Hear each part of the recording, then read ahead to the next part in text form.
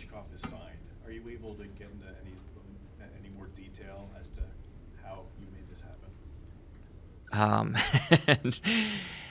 Just that we're excited that he's finally coming. I think there was a lot of things that needed to happen in the background, but that was mostly for him and the team in Russia and his representative. So I don't have enough information to really help you with that. It was nice when we had the chance to start talking to his agent to finally get this deal done. We never thought, when we drafted him last summer, that this would result in him coming over a year later. So that's really exciting. What are we looking at in terms of arrival time? I know it doesn't seem like he's going to make it to development camp, but No. Is he going to be coming earlier, or are you guys going to wait until training camp to bring him over officially? As far as I know, training camp, because it's the next thing. I don't know if he's planning. That would be his decision. We're waiting on more details on that, when he plans on coming over. I know there's a lot of logistics that need to be figured out, especially from his end on, immigration, for example, and when he comes over and trying to get acclimated here. So I don't have much news on that, but I know he won't be in the development camp. Danny, I'm sure John Tortorella wasn't sure he'd be coaching him this next Probably season. not next year, no. Can you maybe give us a glimpse of what his reaction was like when you guys told him? He was excited. Yeah. When I told Torts, he was really excited. And you know what? That's one of the things that I'm most excited about too. The chance for Matvey to learn from a coach like Torts. And I know he's going to coach him the right way, just like he does everybody else. He's going to be tough on him. He's going to be fair. And he's going to teach him the right way. And that's one of the, I think, best news about all this is, he's going to come here and nothing's going to be given to him. He's going to have to earn it. Knowing how competitive we've been told he is, it's going to be great. It's going to be fun to see. I know I'm really excited about that matchup. I guess kind of following up on that, you said he's going to have to earn it. Is your expectation he's going to be in the NHL to start the season? Yes. I expect him to be in the NHL. He's going to be given every chance to make the team, but at the same time, he's going to have to earn his ice time. Just on the power play alone, we hope that he can help us there. As far as the rest of his game, he's going to be in control of that, and how much he's committed to playing 200 feet for Torts. But look, to be honest, we don't have, really anyone like him in the organization as far as a player, as far as the skill level. He's got a lot to learn, and he's not going to be put above anybody else. But he's an exciting player, and he's a very talented player. When you learned that it was possible, or I guess even probable, that he was going to come over a week ago or so, did that affect the way you approached today at all, or does it change the way you look at the current roster? Because I know the culture is so important to you. Does that maybe change your thinking at all going into the rest of the offseason? Not really, but at the same time, he's going to take a spot. So it's one less available spots in the NHL. So when you look at filling out sometimes with, because let's be honest, we didn't have a lot of money to spend. So you're looking at fourth line players or guys that are going to be up and down. Instead, you're able to insert a player like Matvey. So it does change the look of your lineup. So it changed in that matter, but otherwise, no, there wasn't really a big shift. Obviously, we want to surround him. We want to surround him with good veterans and make sure that he's, kind of being taught not just by Torts and our coaches, but also by the room. So it's important, again, to have a good nucleus of veterans that can talk to him about what it takes to be a pro in the NHL. When the teams in the past, when they've had this like a rebuild like yours, that one big player comes along, it's sort of the centerpiece of what they're trying to attain. Is this guy maybe the guy that you can sort of build around? It's a little early to tell, because just like you, we've watched him on tape, right? So it's exciting, and you see the stuff that he pulls off. So you can't wait to see that on the Flyers, but at the same time, we have to be careful. We don't know how it's going to work out. I think it's a little too early to say that, but he has special skills. He's extremely talented. We hope that down the road it turns out to be. But let's be honest, it's not going to be the case next season or even the following season. Patience is the key here. It's going to take a little bit of time. When you look at guys, you can start with Connor Bedard coming in. I mean, he was a good player. We all saw that, but there's a learning curve that you have to go through, and that's what we expect with Matvey. I guess switching gears, Danny, Garnet Hathaway, a couple more years. Just how important has he been kind of to the culture and developing the standard, and did that factor into your decision? Yeah, he's the way he played for us, how hard he played every single night, how miserable he made it out there. When we heard last year, you heard me say it, other teams are telling us we're hard to play against. He's a big reason why. Coming into Philadelphia, having to face players like him, it's not fun. He's been great in the room as well. When we signed him, we didn't know much about him off the ice, and that's why we kept the contract short last summer. But he proved to us that he deserved an extension. I think he was just as excited as we were to commit to a couple more years of him in Philadelphia. Why did you guys feel the need to sign him this early? It's just you usually don't see fourth liners, guys in their early 30s getting signed a year early. Yeah, well, fourth liners, but he also played up the lineup last year. He was solid third line winger at times. A player like that, you're going into next year and you get to the trade deadline, and if the team's not doing well now, you're thinking, are we trading him? Now you got to negotiate with him, and all the teams start calling, and it can escalate, to in the threes, and we wanted to keep the cap hit the same. I think it went up slightly, yeah. So when we saw that he was also willing to extend for pretty much the same cap hit, it got interesting for us, and that's why we decided to move ahead. You told us on Saturday that don't expect us to do a lot in free agency. I mean, is that the case? Was the phone quiet today both ways, or did you reach out? Well, we did reach out here and there. There's not much that made sense for where we were. There's been a few calls because to try to do something too, we need to clear some cap space. So we tried in that case to do some experiment, but nothing has come by so far. We're going to keep trying, but we knew that it would most likely be very quiet today. Nothing new. This is the first day that officially we could extend them. Like I've said from the beginning, I'm not going to negotiate through the media, but we love Travis and we hope he's here for a long time. You have a lot of 6 picks now in the first 2 rounds Mm-hmm. next year's draft. Next year, yeah. Does that make it any more likely that I guess could it result in more opportunities for a hockey trade that you've talked about here, maybe before the season starts, or I guess even after it starts? It's definitely possible. It's a lot of picks early on. We're going to try to leverage that the best we can. It's too early to tell if we're going to pick or if we're going to move them or if we're going to use them to upgrade somewhere. But we're going to look at all different scenarios. It's a strong possibility, but according to our scouts, next year is really good draft, really top heavy. So we're excited, and we want to know a little bit more at this time. We want to wait and see how good this draft will be.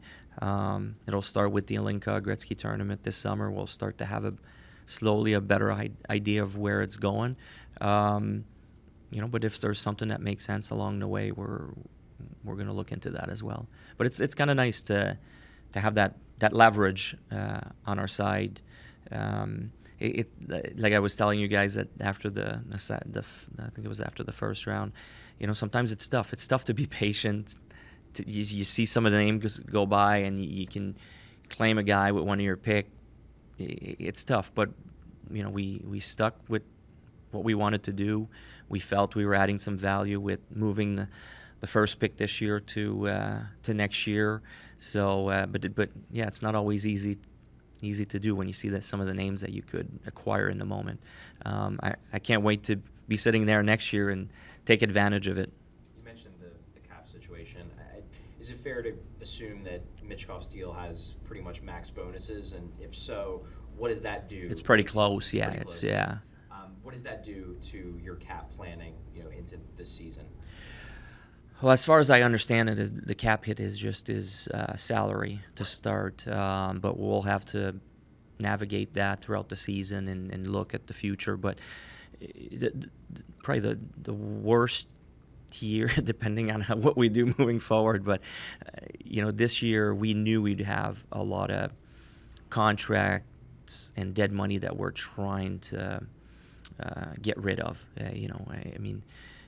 Peterson's cap hit. You look at Johansson's cap hit, Tony DeAngelo's retention or buyout. Sorry, will be another year down the road with Kevin Hayes and Ryan Ellis. So, we had said we knew coming in that the first 3 years would be tough as far as the dead money. This is probably going to be the toughest year coming into. After that, things will ease off a little bit. Anyway, we hope so, depending what we do with other signatures. But yeah, it puts us in a tough spot right now. I guess the way things shake out, do you think most likely you guys are going to be tapping into LTIR for this season?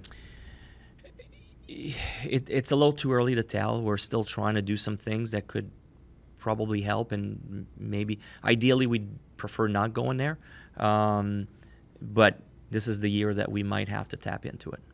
You didn't qualify hard. Was that just a formality, or did you have discussions right down to the wire? We just felt it was the right decision at this time, unfortunately. Kolosov being left off the development camp roster, Yeah. is that mainly like Michkov logistical decision? Yeah, a lot of logistics as far as that goes too. And he's played 3 years pro. Usually that's about the cutoff for our guys. And he came in late last year. And Lehigh had a long season coming here. So we just gave him the option to stay home a little longer. Do you expect him to come? At this time, yes. I mean, I know there's the rumblings.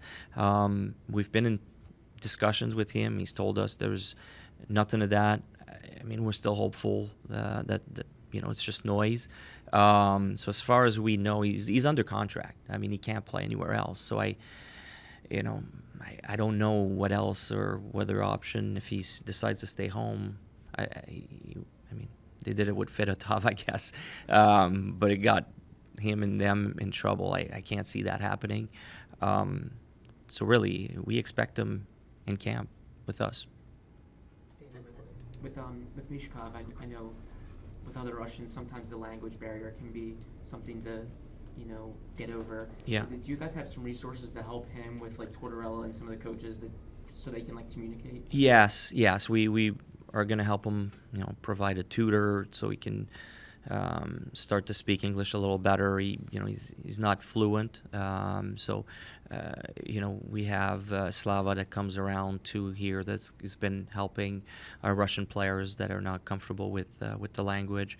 But we're going to work with him, and I went through it. I barely knew any English when I started my first year pro in Springfield.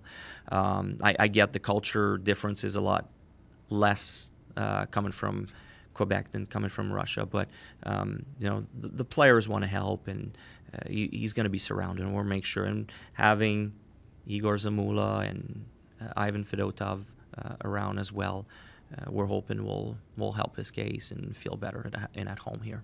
From our perspective, Johnson after a game could really break it down and do analysis and all that. Was that one of the reasons why you kept him here? Eric? Yeah. Yeah, many reasons. No, we did that with Mark Stahl last year.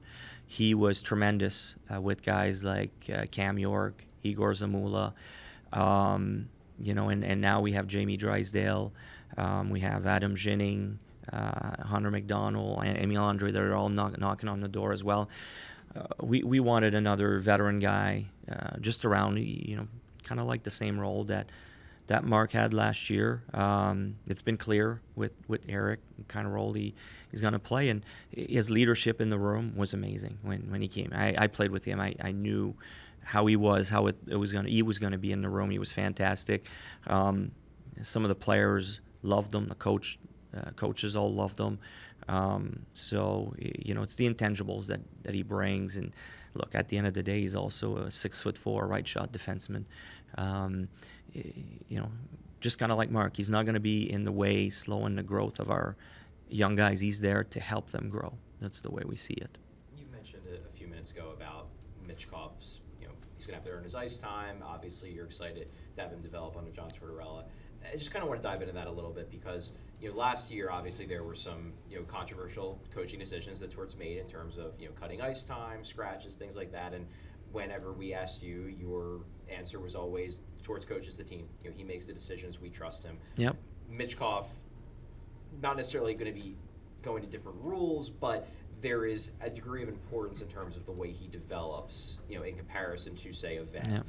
How involved are you and Jonesy going to be in those kinds of big decisions, whether he gets benched or anything like that if it comes up? Yeah, Torts is hired to coach the team. So John is going to be in charge of the ice time, and if he needs to scratch him because he doesn't play the right way or doesn't listen, coach has the authority to do that. Obviously, you guys are still using the word rebuild, and when you look at Garnet, he's going to be 35, I think, when he's in the last year of that deal. I guess, how do you balance somebody that's going to be in their mid-30s, in 3 years, probably, when you guys hope to compete again, and being at that point probably past his prime a little bit?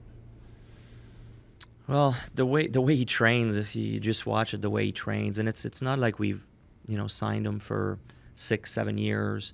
I'm pretty confident that Garnet is still going to be playing the same way that he's been playing this past season. I really have no worries there with him. If we had signed him to, if he had 5-6 years left, maybe, but I don't know. We wouldn't have done it if we felt that there could be an issue there. Look, I hope I'm right. You never know, but we felt pretty comfortable with him.